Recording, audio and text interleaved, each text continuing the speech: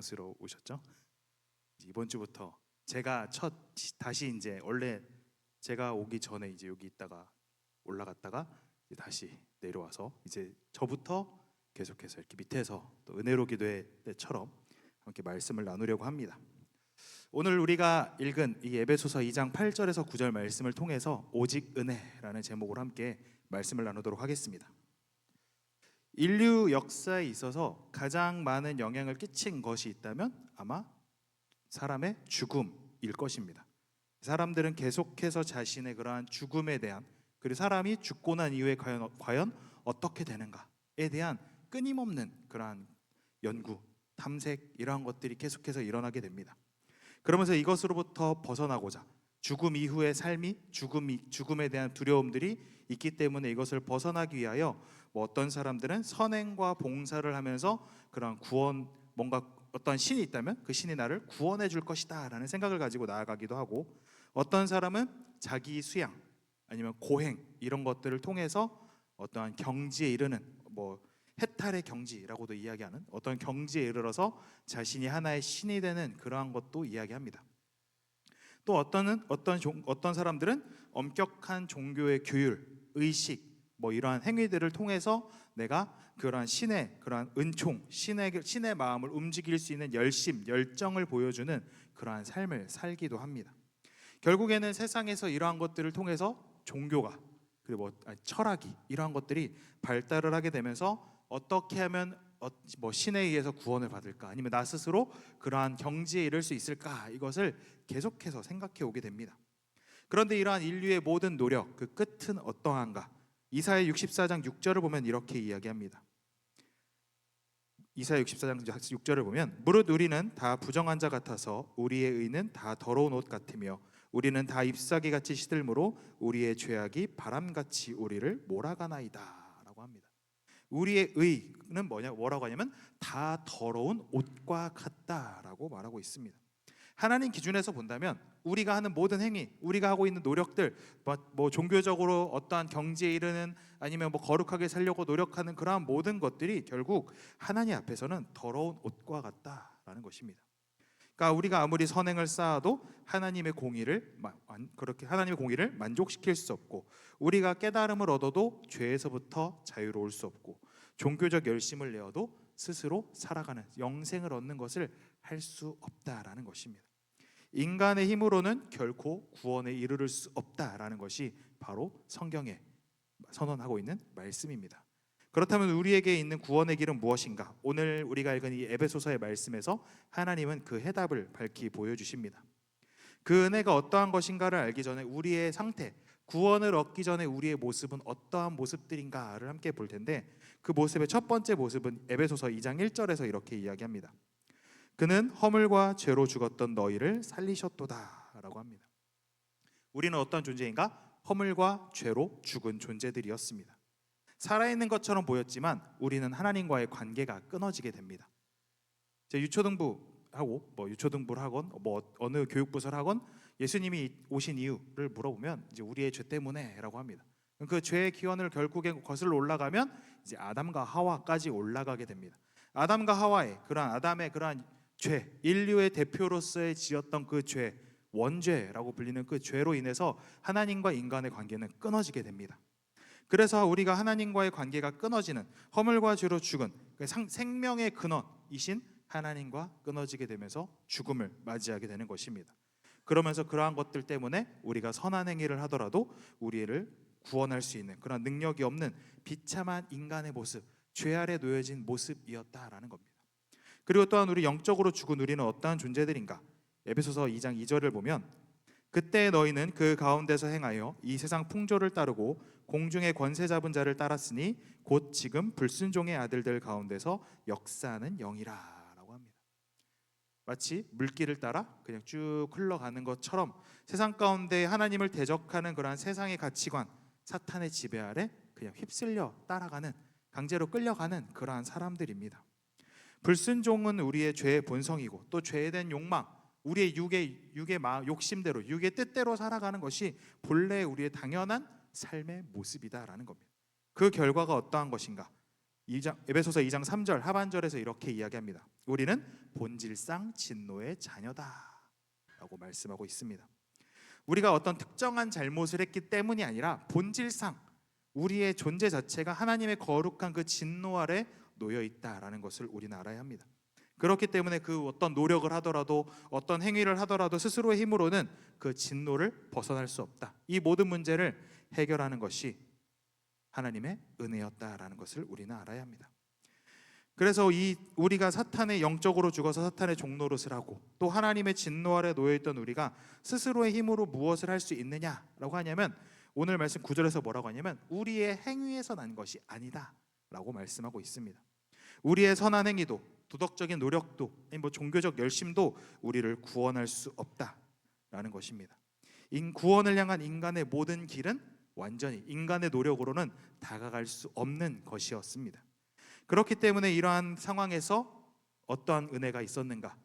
에베소서 2장 4절 우리가 읽는 이 개역 개정에는 없지만 이 영어나 원문에서 보면 시작할 때 그러나라고 시작을 합니다. 그러나 하나님은 but God으로 시작을 하게 되는데 하나님께서 어떠한 은혜를 보여주시는가? 우리의 상황을 어떻게 역전시키시는가? 이렇게 이야기합니다. 긍휼이 풍성하신 하나님이 우리를 사랑하신 그 큰 사랑으로 인하여라고 합니다. 3절에서 어떠한 상황 가운데 우리의 상황은 이러하다라고 하지만 그러나 긍휼이 많으신 하나님께서 그 사랑으로 인하여 우리를 이렇게 해주신다라고 말씀하고 있는 것입니다. 우리가 금요기도회 때마다 제가 계속해서 이제 세 번째 다섯 솔라라고 이야기를 한번 드렸죠. 맨 처음에 오직 성경, 그리고 두 번째는 오직 믿음, 그리고 지금이 말하는 이 세 번째가 바로 오직 은혜입니다. 왜 오직 은혜? 종교 개혁자들이 왜 오직 은혜를 외칠 수밖에 없었는가? 당시 중세 로마 카톨릭 교회에서 구원이라는 것은 하나님의 은혜와 더불어 인간의 선행, 공로, 교회가 정한 어떤 규율들 이러한 것들을 잘 지켜야지 완성된다. 그리고 특별히 면죄부를 파는 것을 통하여서 그 면죄부를 통하여 마치 하나님의 그 구원의 은혜를 우리 인간이 사고 팔 수 있는 것처럼 보여주는 그러한 모습들이 있었다라는 겁니다. 그렇기 때문에 우리의 어떤 행위, 어떤 공로 그 어느 것으로도 우리를 구원할 수 없다. 지금 하는 것 잘못된 오직 성경에서는 우리는 하나님의 은혜로 구원받았다라는 것을 말하고 있는 것입니다. 그렇기 때문에 하나님께서 그러한 은혜로 우리를 구원해 주십니다. 우리를 죽음 가운데 있는 죄 아래 있는 우리를 건져내시기 위한 은혜의 시작을 보여주십니다. 오늘 말씀 2장 8절에서 그 해답이 무엇인지 말씀해 줍니다. 2장 8절의 말씀을 보면 너희는 그 은혜에 의하여 믿음으로 말미암아 구원을 받았으니 라고 합니다. 여기서 세 가지의 단어가 등장합니다. 은혜, 믿음, 구원입니다. 우리의 구원은 그 은혜에 의하여 시작되었다라고 말하고 있습니다. 이 은혜는 헬라어로 카리스라고 이야기를 하는데 이 단어의 뜻은 값없이 주시는 선물, 호의, 친절이란 것을 뜻합니다. 그래서 우리가 무엇을 했기 때문에 우리가 자격이 있고 가능성이 있기 때문에 주시는 대가가 결코 아니다라는 것입니다. 우리가 자격이 없음에도 불구하고 오히려 우리가 진노의 자녀, 본질상 진노의 자녀임에도 불구하고 일방적으로 베풀어 주시는 하나님의 호의, 하나님의 사랑이었다라는 겁니다. 긍휼하신 하나님께서 우리를 사랑하시기 때문에 그 자비 때문에 우리에게 은혜를 선물, 구원이라는 것을 은혜로 주셨다라는 겁니다. 이 은혜가 어떻게 우리의 것이 되느냐? 오늘 말씀에선 믿음으로 말미암아라고 하고 있습니다. 믿음은 은혜를 선물로 누리는 통로입니다. 근데 이거를 잘못 이해하면 어떻게 되냐면 아까 이야기했죠. 은혜는 선물, 일방적인 내가 어떠한 자격이나 공로나 어떠한 것도 없는 상태에서 받는 것이 구원의 은혜인데 문제는 믿음을 잘못 생각하면 내가 믿음을 가졌기 때문에 그것이 왔다라고 생각할 수 있습니다. 하지만 믿음은 그 구원이 오는 통로다라는 겁니다. 마치 하나님께서 선물을 주실 때 우리가 선물을 받을 때 이제 손을 내밀어서 받는데 우리의 손이 아무런 그냥 선물을 받는 역할만 하는 것처럼 그 믿음은 그 구원의 은혜가 우리에게 들어오게 해주는 그러한 것이다라는 것을 우리는 알아야 합니다. 더 나아가서 말씀은 이 믿음 또한 하나님의 어떠한 것인가 2장 8절 하반절에서 이렇게 이야기합니다. 이것은 너희에게서 난 것이 아니요 하나님의 선물이라 라고 합니다. 여기서 말하는 이것은 단순히 앞에 말하는 그 구원, 믿음만이 아니라 은혜에 의하여 믿음으로 말미암아 얻는 그 구원, 그 앞에 있는 모든 것을 통칭한다라고 볼 수 있습니다. 그러니까 하나님이 주시는 은혜도, 하나님께서 은혜를 받아들일 수 있는 그 믿음이라는 통로까지도 모든 처음부터 끝까지 하나님께서 우리에게 주시는 선물이다라는 것을 우리는 알아야 합니다. 그렇기 때문에 이 구원의 시작부터 완성까지 우리의 공로는 단 1%도 개입할 수 없다라는 겁니다. 모든 것이 하나님의 주권적인 은혜이며 선물이며 사랑이며 은혜였다라는 것을 우리는 늘 깨닫고 살아가야 합니다. 이것이 바로 오직 은혜의 진정한 의미입니다. 그렇다면 하나님께서 이러한 놀라운 은혜를 선물로 주셨는데 우리의 삶은 어떻게 변화가 이루어져 나아가는가? 이 은혜를 받은 사람들은 어떠한 삶을 살아가는가? 오늘 말씀 9절에서 이렇게 이야기합니다. 행위에서 난 것이 아니니 이는 누구든지 자랑하지 못하게 함이라 라고 합니다. 오직 은혜로 말미암아 구원의 가장 첫 번째로 나타나는 것, 그것이 무엇인가? 우리의 자랑, 인간의 모든 자랑은 다 내려놓는, 그것이 설 자리가 하나도 없다라는 겁니다. 만약에 내가 구원을 받을 때 나의 공로, 내가 무엇을 했기 때문에 자랑할 것이 있다라고 한다면 막 드러내고 자랑하고 막 내가 이렇게 잘했다라고 이야기할지 모릅니다. 그래서 내가 이만큼 기도했기 때문에, 내가 이만큼 열심히 헌신했기 때문에, 내가 남들보다 더 뜨겁게 하나님을 사랑했기 때문에 내가 구원받았다라고 이야기할 수 있는 사람이 한 명도 없습니다. 제가 어렸을 때, 지금은 이제 많이 없어졌지만 부흥회 아시죠? 부흥회를 했었습니다.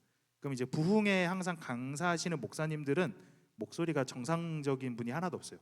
항상 굉장히 목이 많이 상해서 막 약간 이런 소리가 항상 이 정도 나야 저 목사님은 진짜 그 뭐라고 해야 될까? 아무튼 실력 있다, 뭐 아주 짱이다, 뭐 저 목사님 막 기도만 하면 막 안진뱅이도 일어나고 막 이러한 역사가 일어날 것 같은 막, 그래서 할렐루야 막 이러면서 시작을 해요. 저도 이제 어렸을 때 이제 그러한 목사님들을 막 만나면서 이제 막 그 설교하실 때 막 하는데 뭔 소리 잘, 이게 목소리가 많이 이렇게 하시니까 잘 모르겠어요. 근데 뭔가 있는 것 같아. 막 그랬는데, 그러던 목사님들이 이제 막 부흥회 때 하죠. 믿습니까? 하면은 믿습니다 막 이렇게 항상 해요.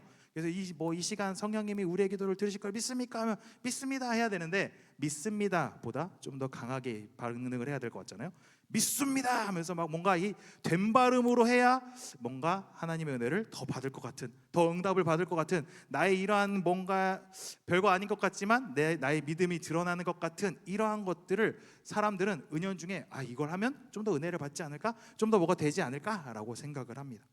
그런데 이 구원의 은혜는 그러한 뭐 하나님의 은혜를 내가 더 세게 받겠다라고 해서 막 큰 소리로 소리 지르고 은혜 주세요 은혜 주세요 한다고 해서 그 구원의 은혜가 들어가는, 우리의 공로나 우리의 자격이나 우리의 노력이 단 하나도, 그 누구도 들어가지 못한다라는 것입니다.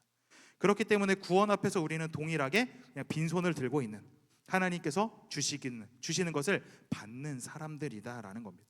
아무리 대단한 사람이어도, 아무리 초라한 사람이라도 모두 다 하나님의 은혜 앞에서는 동일하다라는 것을 우리는 깨달아야 합니다. 구원받는 성도들이 해야 할 유일한 자랑, 나를 드러내고 나의 공로를 나타내는 것이 아니라 오직 예수 그리스도의 십자가뿐이다라는 것을 우리는 알아야 합니다. 그렇기 때문에 사도 바울 또한 갈라디아서 6장 14절에서 이렇게 고백합니다. 그러나 내게는 우리 주 예수 그리스도의 십자가 외에 결코 자랑할 것이 없으니 그리스도로 말미암아 세상이 나를 대하여 십자가에 못 박히고 내가 또한 세상에 대하여 그러하니라 라고 합니다. 우리의 고백이 이러한 고백이 되어야 합니다. 사실 바울은 자랑할 것이 많았습니다. 성경을 보시면 아시겠지만 바울은 다른 유대인 그리스도인들, 그래서 교회를 찾아오면서 사람들을 혼란스럽게 하는 사람들의 이야기를 하면서 그 사람들이 내가 얼마나 대단한지 자랑을 합니다. 그러면서 바울 또한 뭐라고 하냐면 나도 자랑할 것이 많지만 자랑하지 않는다라고 하면서 좀 자랑을 해요. 나는 난지 8일 만에 할례를 받았고 히브리인 중에 히브리인이요 막 이런 얘기를 합니다. 그래서 바울이 자랑할 것, 그 당시에 가장 유명한 랍비 중에 탑2 중에 한 명이었던 가말리엘에게 이 모든 그런 것들을 배웠던 사람이었고, 이방에서 태어났지만 유대인으로서 그 잘 지키며 살아왔던, 그리고 바리새인 중에 바리새인이고 열심으로는 막 예수님 믿는 사람들 막 잡아서 가두려고 하고, 예수님 만나기 전에는 다메섹까지 가서 거기는 그리스도인들 잡아서 오려고 했던 그러한 사람이었습니다. 근데 그 모든 것들을 다 내려놓고 배설물과 같이 여기고 바울이 자랑할 것은 오직 예수 그리스도의 십자가밖에 없었다라는 겁니다. 우리 또한 우리의 자랑, 내가 드러낼 수 있는 거, 교회 안에서 뭐 자랑할 게 뭐가 있겠습니까? 우리가 자랑할 것은 내가 믿고 의지하는 예수, 그 예수의 십자가 외에는 없음을 우리가 늘 기억하며 고백하는 우리가 되어야 할 것입니다. 이러한 하나님의 은혜, 이 은혜는 우리가 오직 은혜 때문에 우리가 구원받았기 때문에 우리는 더 이상 구원을 얻기 위하여, 구원을 유지하기 위하여 뭔가 계속해서 노력을 하고, 이 당시 신약 시대 때 초대교회 당시를 보면 율법을 계속해서 지켜야 된다, 할례를 받아야 된다, 막 이러한 이야기를 합니다. 우리도 살면서 구원을 유지하기 위해서 이런 것을 해야 한다, 선행을 해야 한다, 무엇을 해야 한다 라는 것이 아니라, 그러한 모든 노력과 이러한 것들에 부담감에 짓눌릴 필요 없이 예수 그리스도의 십자가로 우리는 단번에 구원을 받았다라는 것을 우리는 깨달아야 합니다. 그렇기 때문에 그 은혜, 그 십자가의 은혜가 우리에게 자유를 줄 수 있는 겁니다. 그런데 이 자유, 십자가로 인하여서 주시는 그 자유를 누릴 때 우리는 그것이 방종으로 나아가지 않습니다. 왜냐하면 우리는 하나님께서 주셨던 그 은혜, 우리를 인도하셨던 그 사랑 가운데 살아가는 우리의 모습들은 어떠하겠습니까? 우리는 하나님의 은혜 때문에 더 하나님을 사랑하게 되고, 더 하나님을 의지하게 되고, 하나님이 기뻐하시는 일이 무엇인지 자발적으로 섬기게 된다라는 겁니다. 그 큰 은혜, 하나님, 우리가 구원을 받기 위하여 선을 행하는 것이 아니라 구원을 받았기 때문에 기쁨으로 선을 행하는 사람들이 되어야 합니다. 순서가 바뀌는 거죠. 선을 행해서 구원을 받는 것이 아니라 구원을 받았기 때문에 선을 행하는 그러한 성숙한 그리스도인의 모습이 되어야 하는 것입니다. 구원받았기 때문에 우리는 그러한 모습을 살아가야 합니다. 그래서 에베소서 우리가 읽지 않았지만 2장 10절에서 이렇게 이야기합니다. 우리는 그가 만드신 바라 그리스도 예수 안에서 선한 일을 위하여 지으심을 받은 자니라고 합니다. 우리는 선한 일을 위하여 지음받은 사람들입니다. 구원의 은혜를 누리는 사람들에게 해야 되는 건 바로 선한 일이다라는 것입니다. 말씀을 맺겠습니다. 오늘 우리의 구원은 행위가 아닌 하나님의 선물이다, 하나님의 은혜로 주어진다라는 그 사실을 굳게 붙잡고 살아가시기를 간절히 소망합니다. 우리의 자랑은 사라지고 오직 십자가 그 은혜만을 우리가 굳게 붙잡고 자랑하는 우리가 되었으면 좋겠습니다. 오늘 나는 지금 어떠한 상황 가운데 있습니까? 여전히 내 힘으로 무언가를 이루고자 하는, 마치 율법주의자처럼 내가 이런 것을 했기 때문에, 내가 이만큼 열심히 헌신했기 때문에, 이러한 것을 했기 때문에 라고 하는 그러한 것에 갇혀 있지는 않습니까? 아니면 구원의 감격이 잊은 채 마지못해서 종교적인 의무감으로 신앙생활을 하며 살아가고 있지는 않습니까? 아니면 은혜를 값싼 것으로 여기며 죄 가운데 거하며 살아가는 방종의 삶을 살아가는 모습이 있지는 않습니까?